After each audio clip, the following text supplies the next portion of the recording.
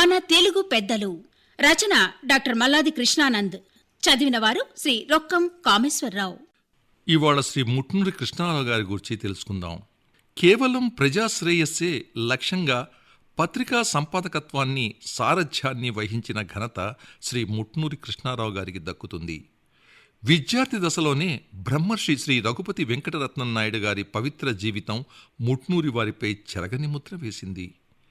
1879లో కృష్ణా జిల్లా దివి తాలూకాలోని ముట్నూరు గ్రామంలో ఆయన జన్మించారు. అనంతరం వీరు బందర్లో స్థిరపడ్డారు. ఆంగ్ల భాషలో గొప్ప వక్త శ్రీ ముట్నూరి. కృష్ణాపత్రిక సంపాదకులుగా తన ఘాటైన సంపాదకీయాలతో తెలుగు ప్రజలను చైతన్యవంతం చేశారు. ఆనాడు కృష్ణాపత్రిక కార్యాలయంలోని ఆయన గోష్ఠి మండలాన్ని కవులు, సాహితీవేత్తలు దర్బారుగా వ్యవహరించేవారు. రాజకీయ, కళ, సాంస్కృతిక, సాంఘిక విషయాలపై చర్చలు, వాదోపవాదాలు జరిపేవారు. ఆనాటి కృష్ణాపత్రిక జాతీయోద్యమంలో భాగంగా పనిచేసింది. శ్రీ ముట్నూరి పత్రికా సంపాదకత్వాన్ని ఒక ఉద్యోగంగా ఏనాడూ భావించలేదు. ఒక కళగా, తపస్సుగా పరిగణించారని ఆనాటి పత్రికాధిపతులు నేటికీ ఆ జ్ఞాపకాలను నెమరవేసుకుంటారు.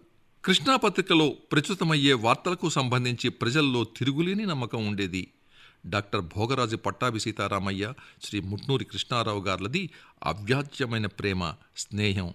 శ్రీ ముట్నూరికి శ్రీ పట్టాభి ఎంతటి స్నేహితుడైనా కృష్ణాపత్రికలో వార్తల్లో విమర్శించడంలో ఆయన ఏనాడూ వెనకంజు వేయలేదు.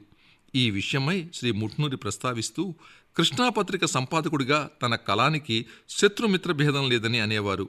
శ్రీ ముట్నూరి ఆంధ్ర భారతీ సాహిత్య పత్రికను కూడా కొన్నేళ్లు నడిపారు. ప్రముఖులతో కలిసి మచిలీపట్నంలో ఆంధ్ర జాతీయ కళాస్థాన స్థాపించారు. అస్పృశ్యత నిర్మూలనకు, తివాచీ, కళంకారీ, చేనేత పరిశ్రమల పునరుద్ధరణకు శ్రీ ముట్నూరి కృషి చేశారు. శ్రీ ముట్నూరి ఎందరికో గురుతుల్యుడు. ఆయన కళ్లల్లో ఆధ్యాత్మిక తేజం ఉందని మహాత్మాగాంధీ అనేవారు.